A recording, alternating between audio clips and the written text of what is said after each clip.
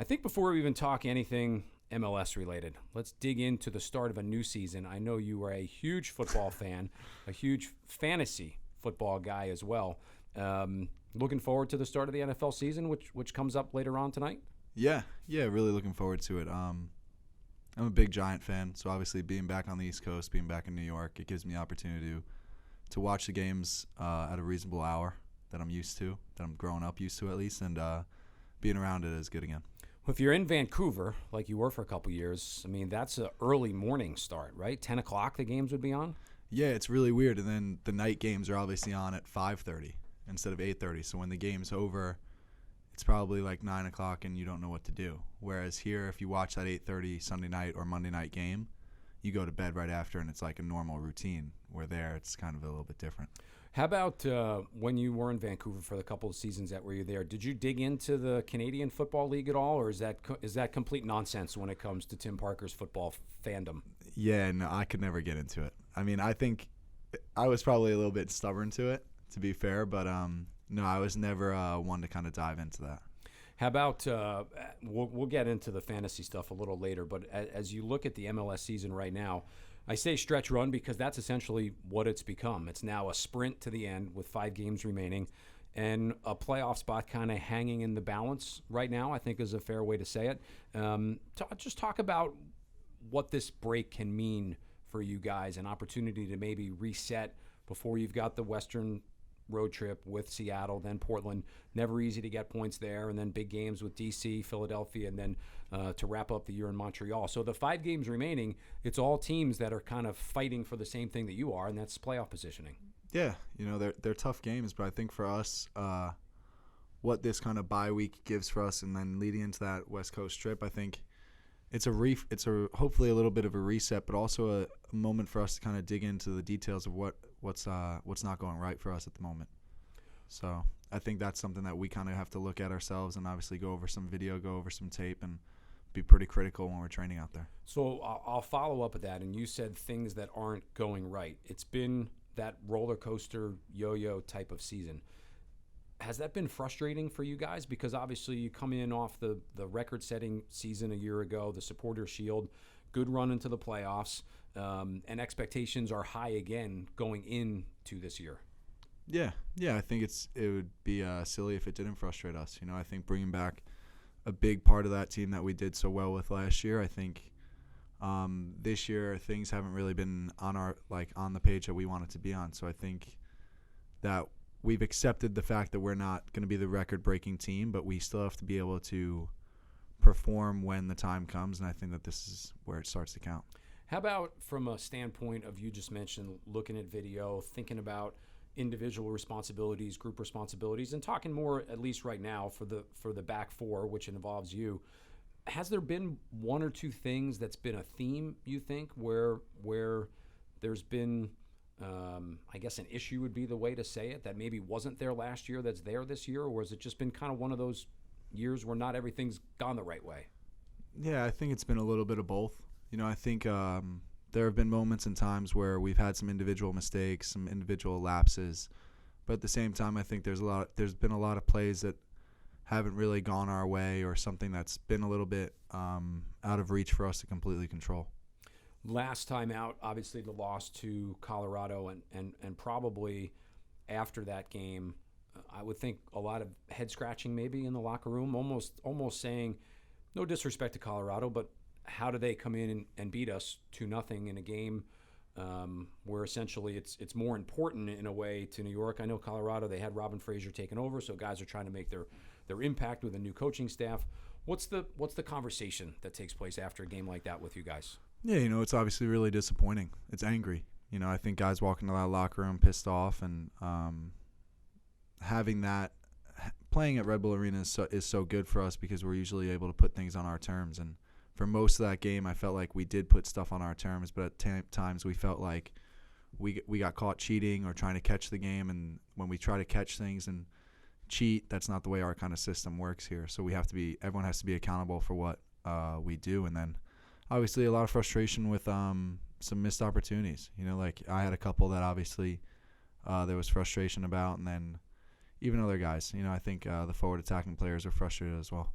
When you look at the rest of the Eastern Conference right now, you've got Philadelphia and New York City that have already clinched spots. Atlanta, D.C., then New York, New England, Toronto, Montreal.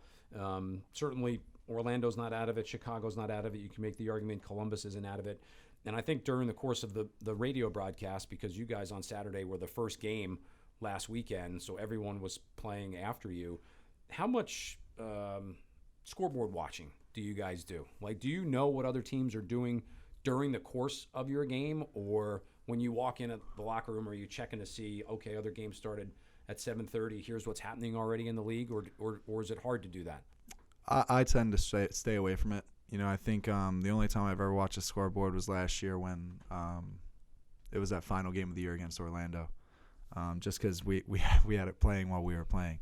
But for me, I try to stay away from it. I think there's only certain things that we can control, and if we come back in from a game and we don't get the result we want, and we start looking at other results that aren't within our control, it could just put us into a little bit darker of a hole after a match like that.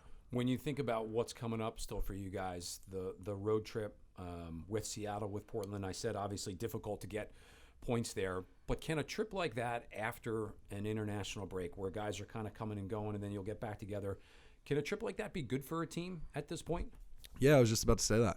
I think this is kind of the first trip where we're going to have an extended amount of time on the road. And I think the ability to have it in Seattle and Portland in two energetic environments to play in, I think is going to be good for us. Two places, obviously, that you know very well from your days with Vancouver, the rivalry that exists with all three of those teams. And it certainly is, in both cases, really unique atmosphere. Seattle in the big stadium, and then Portland and now a redone stadium. And generally, those are two of the best crowds in Major League Soccer.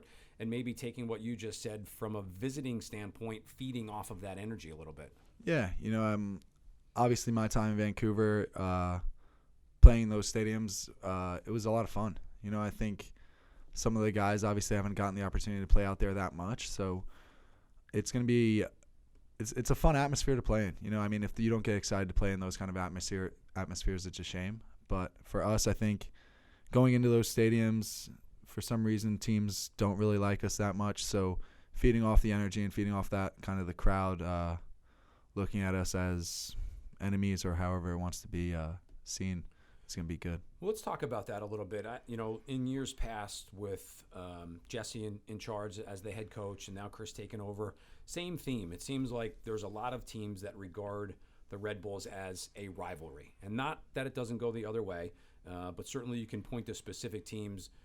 Maybe there is a genuine dislike.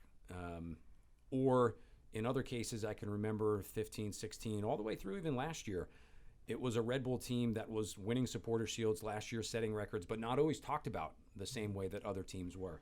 Is that something that you guys maybe carry a chip on your shoulder with sometimes?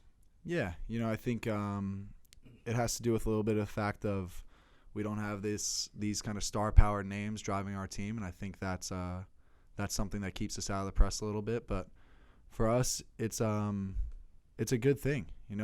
For us, we're okay with the spotlight not being on us. We want kind of to prove people wrong and to go about our business in the way that we know how. Red Bull defender Tim Parker joining us here on our Players Only podcast, Kicking It. We'll have Josh Sims coming up for you after a quick break. Let's talk real quick about Josh. Tim, get your take on him. A guy that signed with limited games remaining, kind of gets thrust right into it. His first game had to have been an experience for him, playing not just in a derby game, which I'm sure he's used to coming from England, but playing at Yankee Stadium on a baseball field. He must have walked out of that game saying, what the heck's going on here? Yeah. We remember walking around the field before the game and him just kind of getting a feel for the pitch, and obviously it being a little bit weird for him. I think obviously the two different levels where you got the infield laid out in grass and then you have the outfield. But, I thought he did well. I thought he did well when he came onto the game. He brought a good amount of energy and was able to create a couple of chances for us. Is it difficult so in my years here from 2015 to now, it's always been about the culture here and making sure that you bring the right guys into the locker room. Is it hard for a guy like that to come in as late in the season as he has and try and make an impact, not just on the field, but also off the field with the rest of the guys?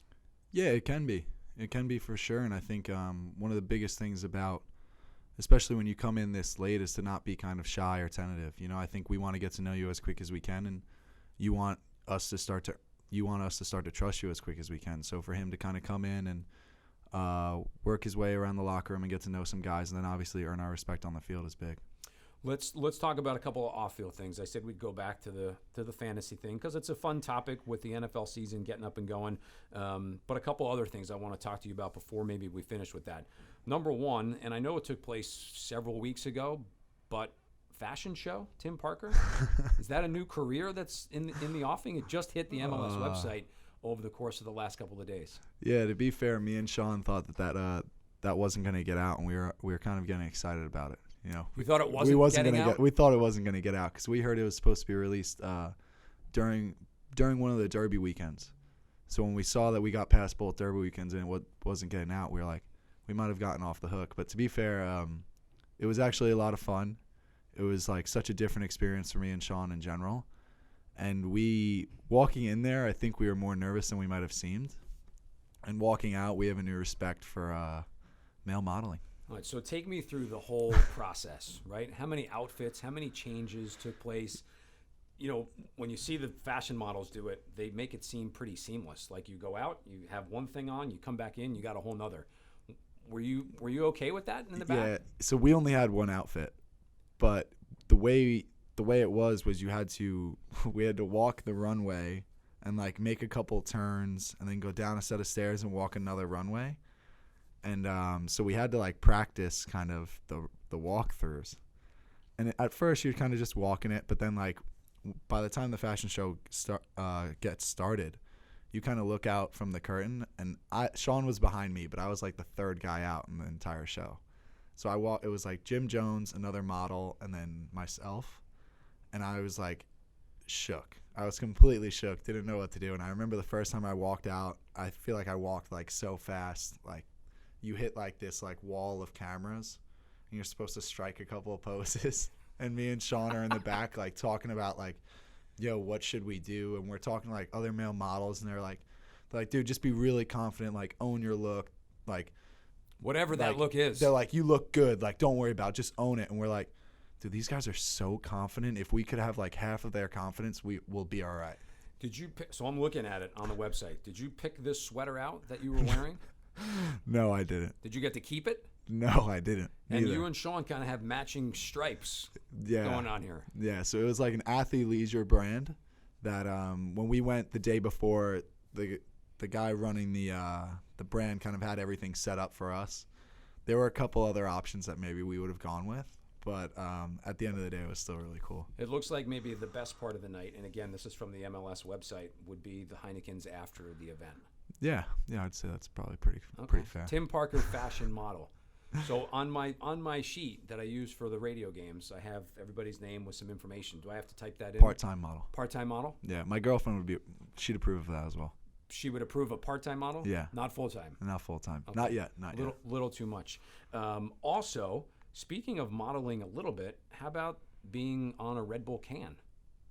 I mean, I'm telling you, seamless transition. Part-time model. Are you working on maybe a career when you retire and whatever that is going to be? I hope not. But was that a cool experience? I mean, the Red Bull can was something really cool. When the idea got brought up to me, I was obviously like thrilled to be involved. And obviously for me, being so close to home and with all my friends, they obviously always joked around with me. They were like, oh, can you get me free Red Bull cans? And I was like, sure, like I can get you a Red Bull. Like, is that really all you want? Like, or you can just buy it for $3. Like now that I'm home, you just want like a free Red Bull can. But now to like obviously be on the Red Bull can, they think it's really cool, and so do I. How many of them do you have? How many of the cans with you on it do you have? I have like a case at my apartment. That you'll never open? No, it's open because I give them out to people that when my friends come over and stuff like that. But I have a funny story. My dad was home and he went to like a 7-Eleven and there was a Red Bull truck there.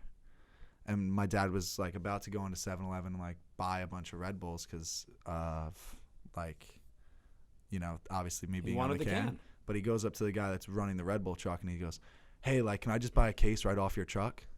And the guy's like, no, Like that's not It's how not how this this That's works. not how this works. And my dad was so thrown off by it, and I was like, Dad, like these guys, like they're doing deliveries. They don't just have like extra cases of Red Bull on the truck. It's not the ice cream truck. But so he ends up going into 7-Eleven, and they had like one of those deals, like 3 for $5. So my dad ends up buying a case and is like so happy because he got like a 3 for $5 Red Bull can deal. How about amongst the team when the guys get picked to do it? Is there any infighting? Was there any jealousy? Like, hey, why did they take Tim Parker for the can? Why didn't they take me? Well, it's easy for me because I'm a model, so Part-time model. But no, I think not many people knew about it until probably it came out. It is pretty cool. Yeah. There'll always be someone who could say, have you been on a Red Bull can? That can be your question back to whoever gives you any grief along the way. That's true. All right, let's finish with a couple of things. Let's go back to football season. The fantasy league with the players is up and going. Yeah. Where did you pick? 9th. There's 12 guys. 12 guys. Some former Red Bull, some current. Yeah. A couple of staff people. I did learn today, Gordon Stevenson, who's our communication manager, I don't know if he's going to be upset by this or not, but you let Gasparoni into the league? Yeah. Trust me, I'm not happy either. You're okay with it? Or you're not? I passed. You passed. Oh, so you did get offered. Passed a couple of years ago. So you can say to Gasparoni, like, second choice. You're always Yeah. going to be second choice. I mean, are we just letting anybody in if we're letting guys like that in? I mean, Gasparoni's such an interesting football guy. Have you heard his football story? No. So Gasparoni's obviously like a Boston fan for everything. And then, I'm not kidding, this is a real story. He became a Bears fan because when the Patriots had Drew Bledsoe and Drew Bledsoe got hurt and this kid Tom Brady took over, Gasparoni was like, I'm done with the Patriots. I'm going to be a Brian Urlacher fan. And that was it. And that was it. And that's probably, I mean, Probably for why us, they've done that's as why well. they've done well. Yeah. And that's why probably Gasparoni. All right, so you had the 9th pick. Who'd you take? I took Julio Jones. Okay. You feel good about your team? Yeah. I'm trying to work a trade for Saquon, but K won't Because listen he's a to me. Giants guy. Yeah. I mean, I ended up picking Daniel Jones last overall, but I mean, that's just kind of because? just because. But last year I had Saquon. I took him first overall last year, and if I was first overall this year, I would have done the same thing. Okay. It's going to be it's always a fun season. Yeah, absolutely. Trading going on? Trying to. Are guys good about it, or Trying are they to. pretty like, nah, I'm not going to trade anybody? No, there's a pretty good amount of trading going on in this league. I think it's a lot of some guys just their locker rooms change all the time. So for us, it's funny to like watch like how quickly like locker rooms change, and then to put that into like fantasy, like you have like Luis being like the ultimate GM of like just moving guys in and out, and like before he even has a guy from like your team, he's already talking to another team trying to get somebody else. trying to move him else. Yeah. Okay. So we know what his career will be when he's retired. Yeah. That's very part-time clear. model. Luis next GM Yeah. for some soccer team or somebody. All right, let's finish with the expectations for the rest of the season. Yeah. We said obviously a sprint to the end to make sure you get a playoff spot. We'll also know that with the new playoff format, at least having a home game, extremely important. The top 3, at least right now, has separated themselves a little bit in the East, which leaves that 4 spot kind of up for grabs. Even with the ups and downs of the season a little bit, you feel pretty good the direction this team is heading? Yeah. And like I said, I think with this bye week and with us being able to reset a little bit, I think we kind of needed it.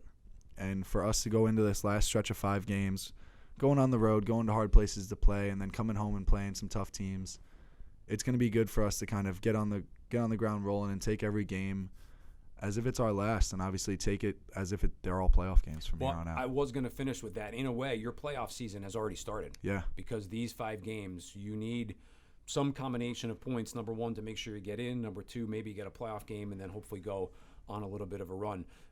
Does it make it different? Last question. Does it make it different with the new playoff format, knowing that it's one and done, where you don't have to worry about a home and home a little bit? You can just go out there, and as they say, anybody can beat anybody on a given day. It's not on 2 given days. Now it's just 1. Yeah, for sure. I think when we look at it now, it's kind of, I think it works in our favor. I think for Red Bull, the mentality that we have is this all-out mentality, and to kind of lay it all out on that first game, lay it all out in 90 minutes is going to be something that's advantageous for us. Tim, I appreciate you coming by, giving us some time on the off week. Look forward to seeing you, Seattle, Portland, the rest of the year. Good luck with the fantasy. Thank you. And I will say with a smile, good luck with the part-time modeling. Thank you.